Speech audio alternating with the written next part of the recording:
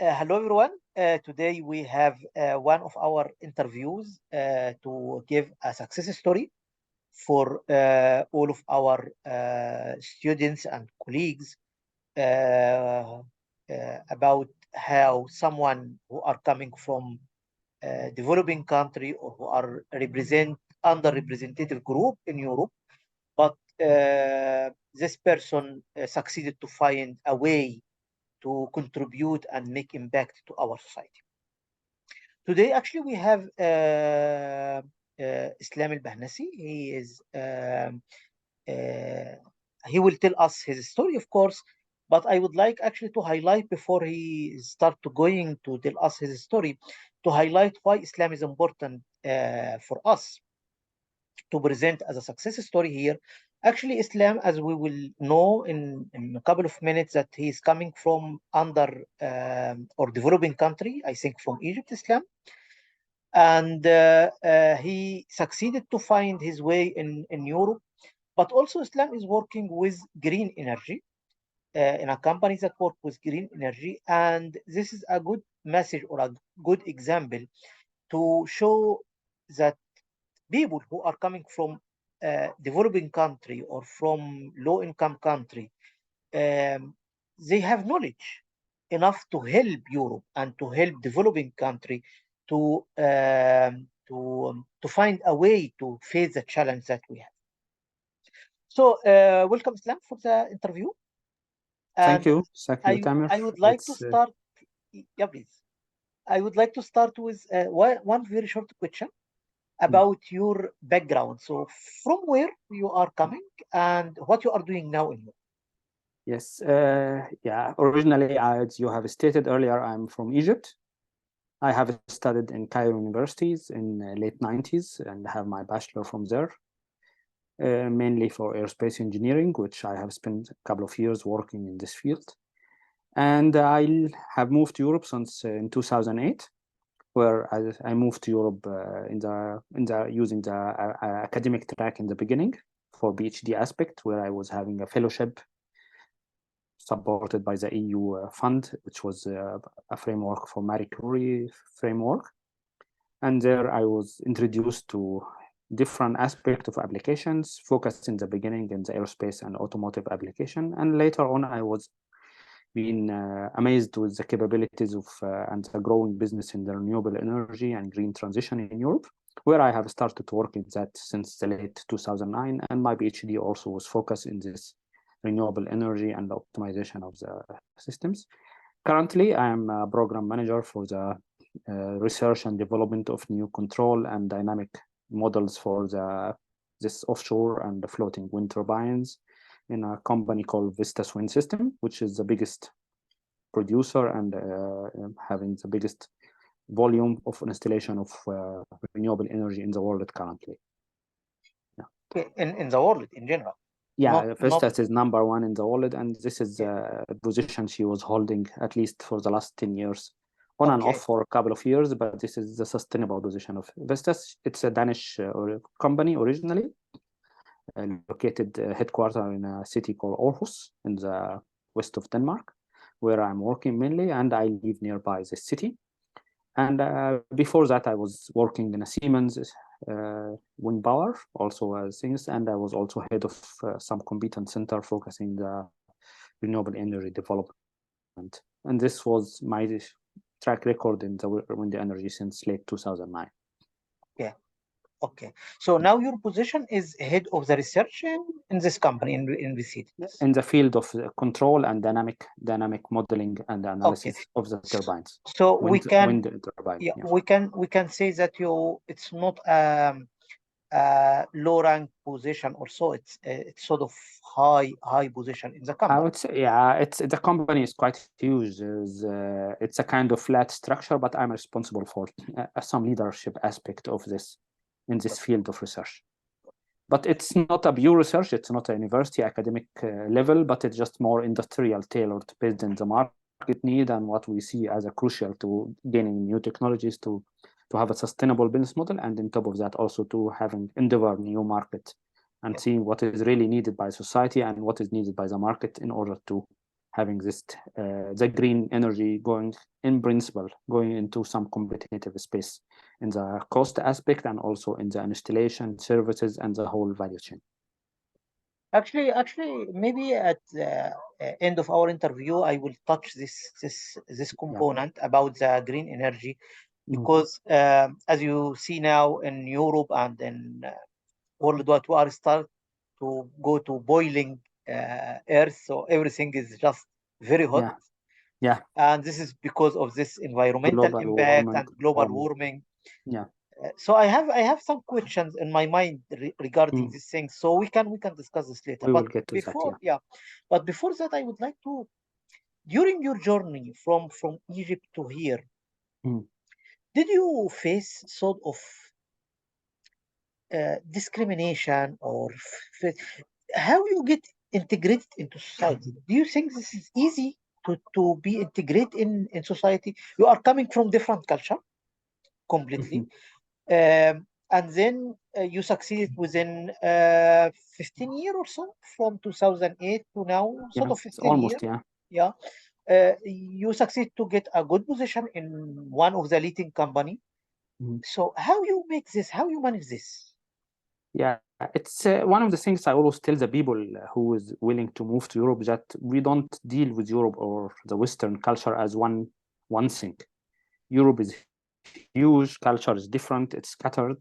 I have started in Austria, for example, worked a while in Germany, worked in Denmark. So you will face different challenges depending on where you are, on Mm, which field you're dealing with. And I would say, yes, discrimination is one of the challenges you could have.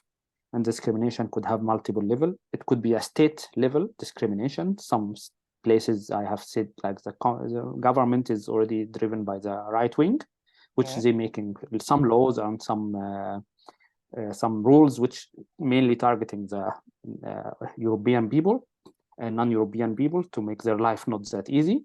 And it could be also in the organization level, where your enterprise level, where you're working, you see like some limitation as non-European coming from different places, or the individual level, you meet some incidents in the streets or in while you're driving, while you're walking, while you're buying some stuff. So it depends in different level. mm. How you will handle that, the key point is just considering it as a kind of a challenge you will having. It's Yeah. not something you would consider as like a deal breaker. You need to be understanding what is in what extent, how critical it is to you, and trying to mitigate the issue in with the relevancy. If the issue going exceeding certain limits, there is what of the advantage here in Europe. In principle, I would say there is always a legal channel to complain about some issues if you face and you feel some threatening in this level, which honestly I wouldn't experience in that level. That's something threatening to my life or my security or safety that I have never faced in this level here. But discrimination in the organizational level, this is sometimes you can see it and feel it, like there is some limitation in what kind of position you could reach or something. But of course, it's subjective. What I could see as a kind of discrimination, some other people could see as a kind of, no, it's just based in some evaluation. Mm, But there is some issues happening here. Like you could see, look into the top management in any company, especially large or leading company, how much people in the management, although there is in the bottom line or the people who's working in the working force, there's a lot of people who is coming from non-European origin. Therefore, that you don't see this percentage represented in somehow. yep. So that's in the top level management. It's really hard to find like non-European is reaching to the CEO or CTO positions or this top management or the management board of the company. You could see in a lower level somehow, and the numbers is not really corresponding to the percentage of the people. Yep. My experience, if I can say it in short, in most of the technical aspect or technology aspect, I have worked through this, and both academic and industrial and also commercial aspect, I have seen a lot of presentation from people coming from non-European bases, from Middle East, from Asia, India, and also from South America. They have reached to some good position from the technical Mm, aspect. They have reached to the chief engineering position, to the chief designer, principal engineers, leading some teams, leading some project in a big size. but I would say it's not corresponding to the people who actually work as a workforce in the company. Let's say like you have 10% of the workforce coming from non-European background, you don't see 10% in the management of the company. So it's underrepresented in somehow. So, I have just a question regarding this, and then we can return back to this structure that you said. You have state discrimination, organization discrimination, and then individual discrimination. Yeah. But now you are speaking about discrimination against people who are coming from another environment. Yeah. Did you see or did you get in touch with sort of cases or discrimination cases against female or against people with disability? To be honest, I haven't seen that. I haven't seen that to the level like somebody have been refused to be in a position just due to the disability, or she doesn't been hired due to a female. What I have seen was just like underpaid for some people with this kind of not underpaid, but less paid than the normal, the average. Okay, somehow. This is in Europe. So in some cases you can see, but it's also, I wouldn't say it's general, but you asking about specific cases. If you have seen that, yes, I have seen that the female like getting a bit less in some aspect. For work, maybe they having the same qualities, but the organization just they can see. For example, in Denmark, there is the engineering union here, and you can go to the website of the engineering union and putting like what is your years of experience and so on, and how many years in the field you are, and that's asking you if you are a male and female, and you can see if you are a male you will getting this, if you are a female you get something else. So that's based on statistics. It's publicly. Okay. Yeah, publicly announced. It's not something like a secret. Okay. And I think overall it's also the tendency is going like this. Okay. So if we have such case, what do you recommend that she or the person who has disability should do? Yeah, because that's a big topic, because in some state you just want, some stage when you're applying for a job, you just want to get the job. Yes. Somehow, because the challenge is quite huge, and people, and that's the thing is what organizations sometimes playing on is like, he will be happy or she will be happy just to getting the job. I would recommend always, like, you always don't sell yourself cheap due to anything related to your race or your disabilities or your gender or whatever. Don't sell yourself cheap. Ask, you can find statistics about what is the salaries, what is the range here, and don't shoot lower than what is at least the average of these things. So I think going, that's a very good to do your, let's say, preparation when you're going to the job interview or anything. Just prepare to see what is the range here, so you don't be manipulated. Yeah. I think this is a very good advice from you for people who are from underrepresented group who are going to interview or job. Don't sell yourself less than your value. Yes, exactly. Always prepare. Don't go just blind. Know about the company, what is their salary range, and this is, you can reach to it somehow. Getting something. It might be not so 100%, but it will give you correct. But it will give you a good indication where you should be shooting, and then always go to the what is the value you have. Yeah.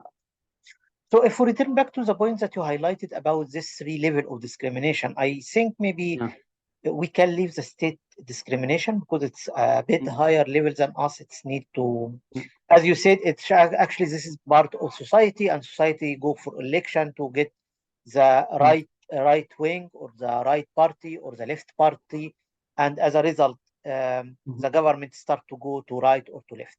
But if we go to the second level, which is organization discrimination, if someone you yourself face something like this, like discrimination by yourself? Yeah, it's I cannot reflect in myself in principle about specific scenarios, because my perception could be different. I wouldn't say like I have been in a clear discrimination case, but some stuff could be related to how I perceive this actions or how the organization have dealt with me in a different way. Therefore, I would say it's quite subjective in this aspect. But I have seen some cases for other or overall some scenarios, like as I highlighted earlier, like this non-underrepresented groups somehow is not representing the same value in the top level, in the top level of management. And in the same way, you look into the qualification and capabilities of this unrepresented group, and you find them, it's actually more than qualified, or they having the same qualification like everybody else in the group. So their representation should be also equivalent to their percentage in the whole company. And that's, I would say, it's not associated with a specific case, but it's associated with the hierarchy and how the company putting like growing or the career development process there. They letting a lot of room for perception or decision, individual decision from the management with their preferences, which might be some of their preferences related to their thoughts, which could be discriminated somehow. So they're giving a lot of gap or a lot of freedom to this middle level management to going and letting the people go farther. So you could facing some situation, you are in certain track where some person could have a decision that you're going farther or something, and that's based in his own preference, more or less, not really based in a real or a clear KPIs or evaluation criteria you could have in the place. So this might be the case sometimes when you see that in organization where there is no clear identification what is the evaluation could be done, but they leaving a room for interpretation, and the interpretation will open the door for discrimination to appear. Yeah. And this is my advice always to companies, actually, just make a clear statement, a clear evaluation, a clear KPIs, if we use this term, about what is the possibilities and who build up and going further in the hierarchy, and doesn't leave much of to the personal perspective or subject, or interpretation of how the things could go further. Okay, so actually this was about this my question. Actually, I think you answered it. At the level of a company, from the company point of view, how we can put measure or how we can fix this problem. So you just said maybe we can put some measure or KPI. So could you please elaborate a bit about this? Yeah, it's actually a big topic. I would say I'm not like the person who can give a clear measures here, but I could say some indications or some thoughts about how it is. I would say like just making the things is not weighting the things more in the personal perspective or the evaluation of your direct manager about the personal perspective and how he perceive you or your colleagues perceiving you from that, because this is leaving a room for interpretation, as I said, or also evaluation based on a subjective perspective, not real in a real one, and trying to make the things based on a solid foundation built in a real evaluation of the outcome, deliverable, and your results. I'm not saying that completely excludes a personal perspective, because personal perspective is, of course, good. You need to be well integrated within the team. The people welcoming you, you need to be really able to understand what the people talking, able to going well with the team, but don't weigh that equivalent to your technical capabilities or something. You need to weigh the things in more, let's say, in more constructive way.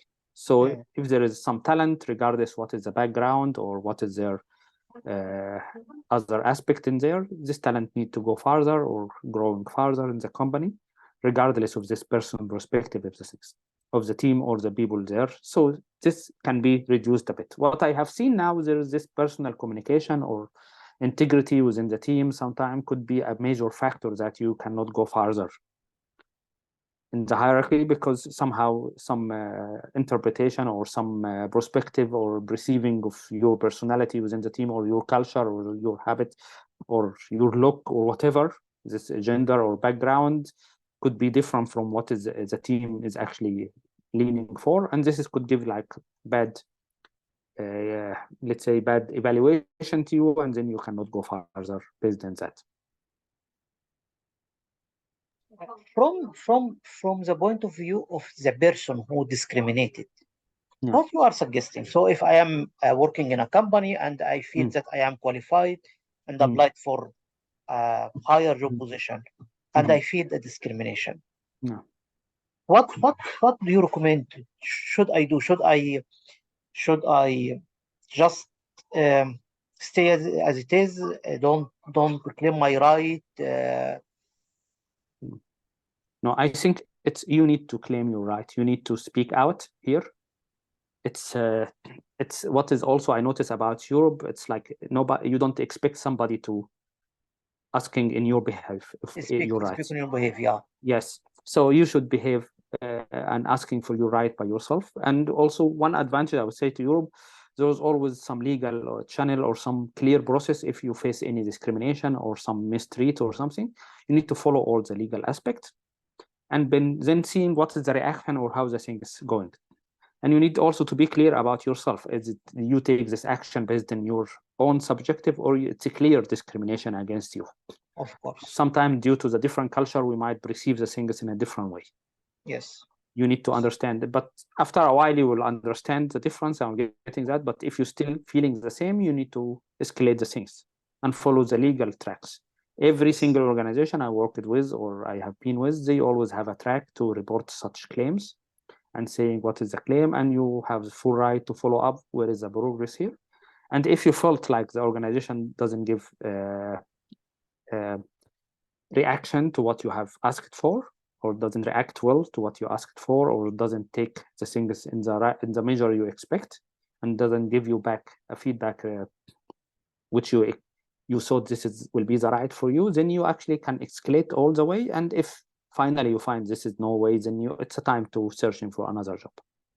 It's time to going to another place or begin to investigate some stuff. And it's also a matter of understanding where this problem has propagated or how often it was happening.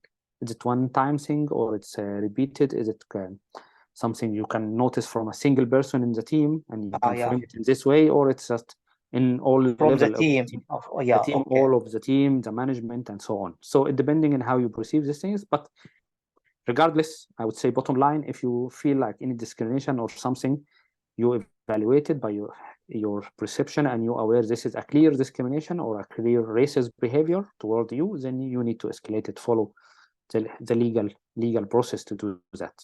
And again, I'm reading myself, but this is every single company in Europe, they have this. I have worked with, and I know also, especially leading companies, they have a clear track or a clear process where you can follow to get reporting and claim against this process, so it doesn't this behavior, so it doesn't happen to you again.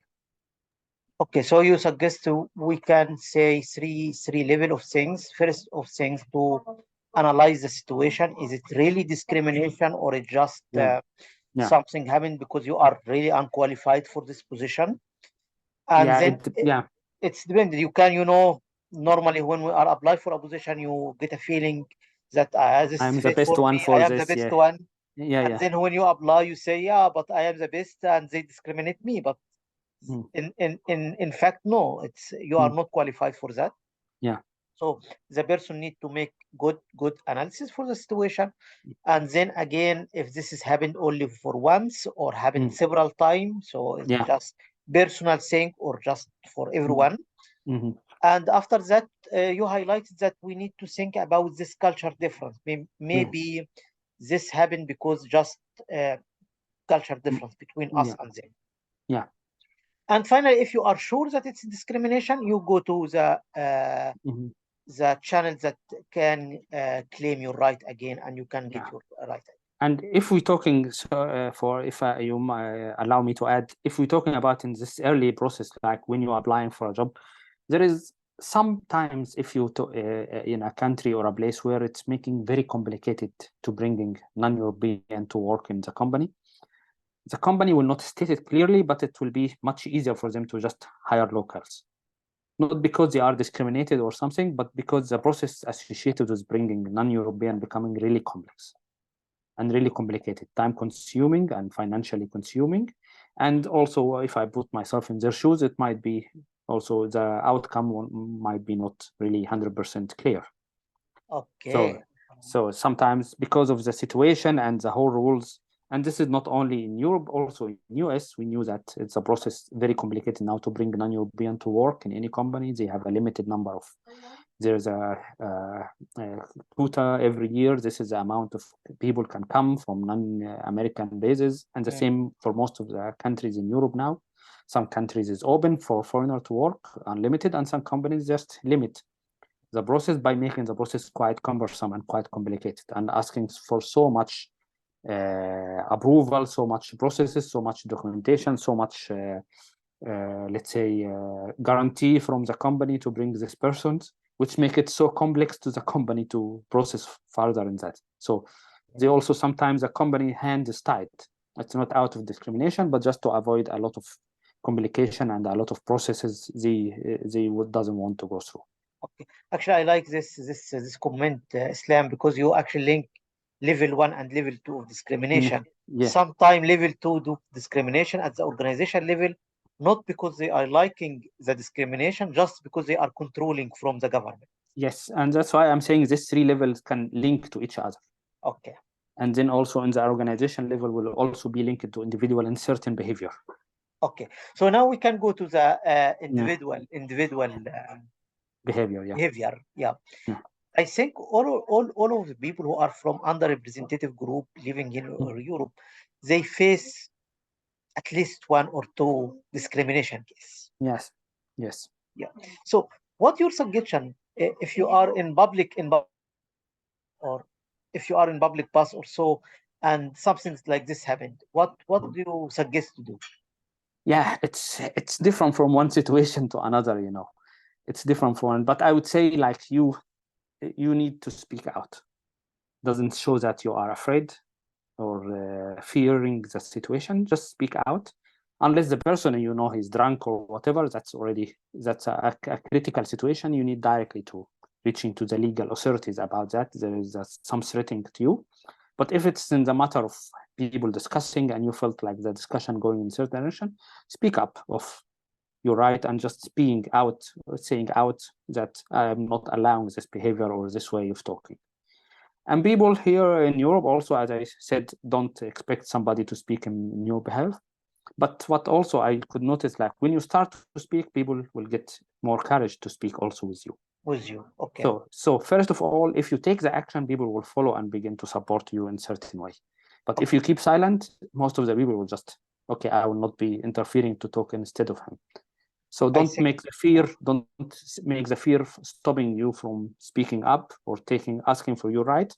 No violence should be included, nothing aggressive behavior at all, but just speak out. If somebody is getting close, don't let people getting close. If they take some violent or direct certain aggressive behavior, then bring the things directly to the legal authority and don't let the things escalate to this level. Yeah. This is very good advice. No one will defend you. You need to speak up, and other people will support you. Yes, exactly. Yeah. Don't expect some people to talk in your behalf because they will accept. You will think as you are silent, you either accepting or you have nothing to complain about. So when you speak up and showing that this is not acceptable from you, probably somebody will come beside you. And even if nobody show up or being in your support, you need to take the things by yourself. Like everything in the life, you need to take actions associated with the situation and speak up that you don't accept the situation or not letting these things happen. Yes. Yeah. I have a question regarding your 15 years that you are living here in Europe. Yeah. Now you are speaking, you are giving us advice at this level with very deep thoughts. And I think this is based on your experience, your 15-year experience. Yeah. If we go back to the when you came in 2008 to Austria, did you have the same way of thinking? No, it was completely different. It was different thinking. It's also because when you're coming from a different culture, you could perceive the things in a different way. Okay. So yeah, that's also things you evolve and you develop some mindset about what is acceptable and what is not acceptable, what should be looking normal for you, what is not looking normal anyway. So it takes some time, and also and from different places, you can build different awareness levels. And as I said, I lived in different places in Europe. I couldn't put Europe or West culture in one pot or one place. Austria is different in many aspects from Germany. Germany is different from Denmark. And also when I deal with East European, it's different from the French, the British. Everyone has his own way of perceiving things. You're building the culture and awareness of the way the people is building based on the place you live.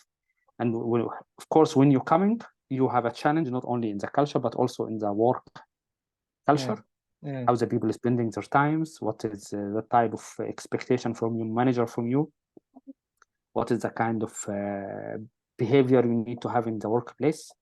This is things you build up. Okay. Like when you're coming from background like me or something, you don't share, like, for example, don't share the same desk with your managers. When I was in the university, I could easily share with my managers in the same desk, and we talking. Some countries, the titles is very important in it. Some places not. Like in Scandinavia and here where I live now, it's the title is not used at all. Like nobody call me Mr. Engineer or doctor, whatever, professor. We just call each other by the name. The CEO of my company, we call him with his name, and he call us, yeah, just a name. In Austria and Germany, title is very important. So as I said, you need to build your awareness of the place where you're living, and based on that, you're building how the thing is going, and it's a process. It's not something happen within a month or two. I think it will take really some times, and depending if your job is dealing with a lot of people, or your job is just a kind of sitting in one place and focusing on certain outcomes from the place, then the process will take longer. If your job, you deal with a lot of people, you build this awareness much further. And I would say also very important to try to understand the language of the place you are living on. Yeah, this is a challenge in Europe because Europe, the size of it is different from what we came from. You could just go with your car 1 or 2 hours, you're completely in a different country, people talking a different language. So you might need to learn many languages, but try to focus at least in the place where you're living to understand the language the people talk. Okay. That will be very helpful, and also people will think that you like the place and you like to understand the place, and you showing some respect to them that I'm living with you. I also would like to speak your own language. Okay. I think this is good because this was my next question, and again you answer it. What your advice? What your advice to people who are just coming? Since you say this is long process, integration is not. It will not happen in 1 week. So my question was, what's the advice? But I think you cover the language, try to speak to the people, try to respect them.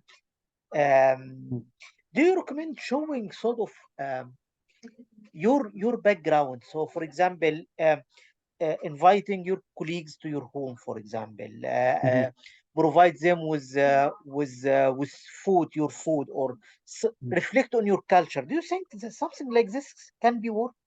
Yeah, that's actually I like when you are highlighting that. It's actually what I notice here, that you should be always proud of your culture and showing how proud you are and sharing your values and your morals with people and talking about it openly.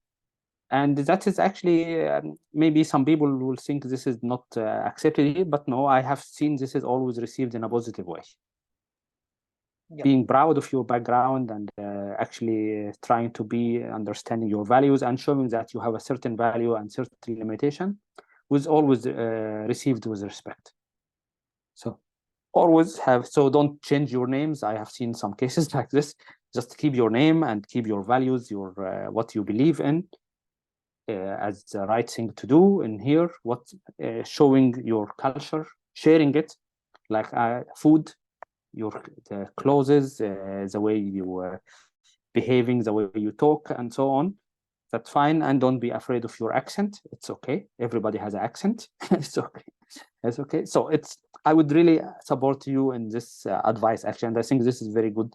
And I have noticed, like, whenever you actually showing that you have more connection to your roots and you are not really ashamed of it, or not really taking yourself away from it, this will be always received with respect. It doesn't mean that you are living in a parallel society. You are not living in Europe while you're still doing everything like you do in your back home. No, of course you need to find the balance. Yes. Understanding the culture, the food, their behaviors, and also showing that you might have a different behavior in some places. You might agree in the values here, and you also could have different values from your background coming with you. Yes. Nobody need ask you to change 100% or 180 degrees just to be integrated in society. Integration is just to be able to contribute to the society, be able to communicate, and have a common ground with the people in the society. and be able all together to support and contribute to building up the society. This is the meaning of integration, not just being one person of the society, because this is very subjective, as I said before, and could be perceived in different ways. So it's always just try to showing who you are and what you are as a person, as a culture, as a background, and in my opinion, this will be always received with respect. Yes, I completely agree with you. Yeah. If you show your culture, I am here to I am person who are coming from different background. I am working for you. I am helping you together to build a new future Yes. for all of us. People respect us. Yeah, and I am contributing to the society in the same level like you are or whatever, but I might have a different way of living or different way of thinking, but eventually we all can sustain and live together and grow together. I have one question more in this topic before we are Yeah, going sure. to your contribution in Europe about the green energy and so on. But one question more about the road. So you are living here since 15 years. Almost, yeah. Yeah, almost. So do you still have this connection with Egypt? Do you have collaboration with Egyptian? You traveling back to Egypt from time to time? Could you highlight about the connection with your root? Yes, of course. What the country, your country, get from you as a person who has different perspective, who lived in Europe for many years? How you contribute there to their society? Yeah, that's our a big good questions. Actually, it's we always have this dream or some hope that we can contribute or transfer the knowledge or what we have gained here to back to our home in a certain way. Of course, from the personal aspect, I have the connection with family. I travel once or twice every year, spending time there with families. All my family still traveling there. So from personal aspect, the connection is there. From the professional aspect, that's a challenging part. I have tried actually to do something with some places and so on, but also, the investment specifically about where I came from in Egypt, investment in the research and development for the green energy is very limited there. So it's very hard to find contribution and a footstep to put yourself that you can contribute to the educational institute or the research institutes in this aspect. There was some trial some years ago with some university, privately as well, university actually, to do something in this aspect, but it doesn't propagate due to two factors. One factor, the university doesn't have really the space or the let's say the research spot to go further into this direction, and facility, which might be attracting the industrial leading company to help them. So it's not something that also you can provide some value, but the places here, especially the industry, would like to get some value back. So you need to have some assets. The asset could be in personnel, you could be in the research facilities, in the labs or industry or factories or plant, and so on.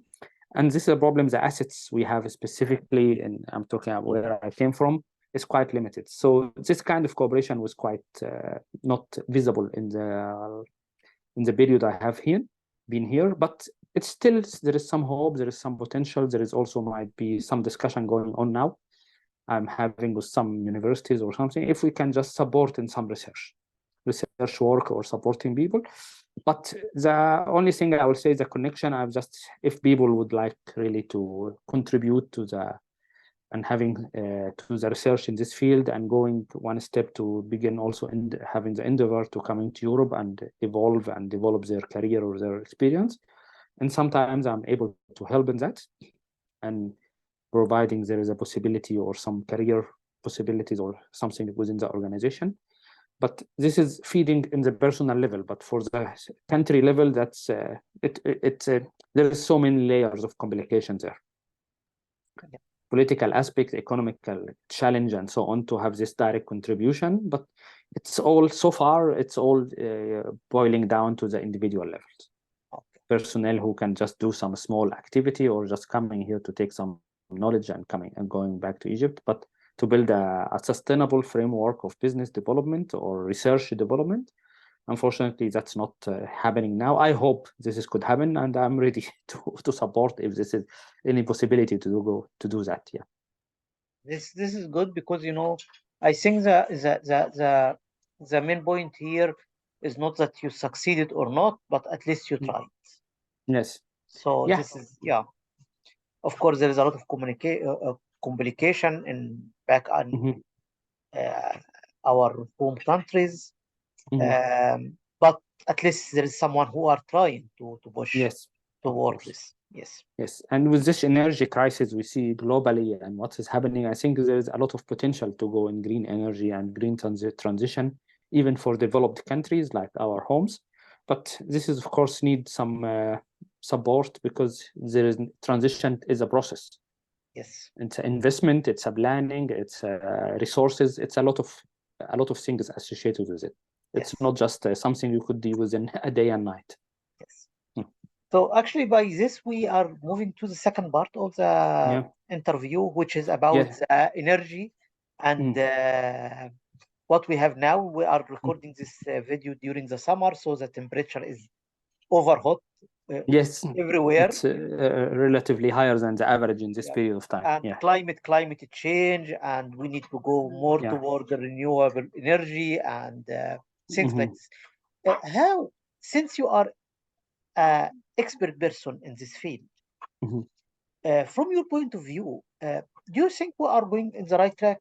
So do you think in 5 years from now we will really use renewable energy, or we still use this fossil energy? So what do you think about this, the future? Yes, that's actually we are soon reaching to no return point with this global warming and so on. So it's very critical period we have here. Some critical decision politically and economically need to be taken, but unfortunately I don't foresee that. I would say 3 years ago, before the pre-COVID areas, we was going in some good directions, and the plans has been settled, and to do this renewable energy. What happened? It's the COVID making some challenges in the pricing, which making the renewable energy not competitive anymore. Because the thing is that sometimes it's all down to the money. So in order to have sustainable business model and building renewable energy and convincing developing and also the developing country and also rich country that the renewable energy could be the place for you, you need to build a competitive product. And we was in that track, I think, until 2019, beginning of 2020. But then with the COVID coming in, and then the Ukrainian-Russian war, supply chain becoming so expensive, logistics becoming so expensive, the companies begin to all the renewable energy companies is losing a lot of money. And the situation is quite critical for them. So the target which was set in to be fulfilled in 23 becoming really more and more unrealistic, and even some government is pulling back from their promises. Like the British government has pulled back some big contract from wind energy installation last week. US also last week. Sweden today announced they pull out from some project because of the pricing is quite high, incomparable to the fossils or other resources. So this is very critical now. This is critical now. Because we are not follow the bus or the plan we have a few years back, and that's understandable because eventually there is some economic decisions could be interfere here. And the raw material has increased significantly, like the steel almost 3 times the price from 4 years ago. Copper 4 or 5 times, aluminum things. Logistics like transport from China and back or the east has almost increased 4 or 5 times. Fuel, you can see that when you're fueling your car, how it was like 1.5 years ago and what is the pricing now. So, and the problem of this renewable energy contract, it's not a short-term contract. You sign the contract and then some years back to build up the supply chain and the manufacture and lead time of the component takes some time. And then you will find like at the time of installation or operating this project, the prices has gone crazy. So the companies who producing this product has been losing a lot of money, and also in order to compensate that, they need to increase the prices. Now the product is not competitive anymore, and then the companies begin, the countries or the politicians begin to pull back from that. Yeah. So I would say we are in a very critical time now. We was in the right track. The plan has been put to that reaching certain target by 2030. The target is still there, but we are not taking, like if you put in something, yes, we don't take the right actions anymore. So it will be just a target we're looking at, but no action is there. We don't climb the ladder to go there. Okay. We even breaking the ladder maybe somehow. We need to build a new ladder to reach to this target. For me, what you are saying is, for me, it's unexpected because I thought by the crisis due to Russian and Ukrainian conflict and this oil and fossil fuel and these things, I thought the government, the European government, will put more money in order to support the renewable energy in general. Of course, as you said, due to the COVID things, everything started to be very high, very expensive. But from my point of view, I think if you don't have resources for energy, fuel energy, it's better to invest in this sector. But what you are saying that government start to get out of already signed contracts. Yes, it's just this is a problem because political potential or views for a long term could be something be put it there in the table, but you need to take, as we said earlier, the right measures to reach there. And when you look going to the detail level, and as we say, the devil in details all the times, things doesn't go as it's expected or doesn't succeed in this way. Because at the end of the day, it's all about the balance sheet and what is the money coming out of the project. Yes. So sometimes it's like when you're seeing like there is a big losses margin you have in your project, wherever it's coming from, the economical people could put some inputs there. And the problem now, we have an energy crisis, but also it has a reflection in the economic crisis. And now the economic crisis might be becoming much more severe, much more. And then the government or the big economic institution begin to take some measure to handle the economic crisis for now, because this is a critical path for them. And then they will come back, hopefully, to this energy crisis later, to solving that issue. So it's also a big surprise, and it's the whole market for renewable energies, at least specifically for wind. This is one of the biggest provider of renewable energy in the world now. Some countries like Denmark, they're relying on 40 or 50% of their energy from wind. And also in Germany, they're reaching to something 10, 15, something in this level, which there was a very optimistic goals by 2030s. But with this track and this tendency we're having, this might be challenging. And the problem is OEM, the big producer of this product, specifically wind turbine or other sources of renewable energy, they don't have the enough capacity or money to invest in research or even invest in producing this is a product they have promised to deliver within the next 2, 3, or 5, 6 years.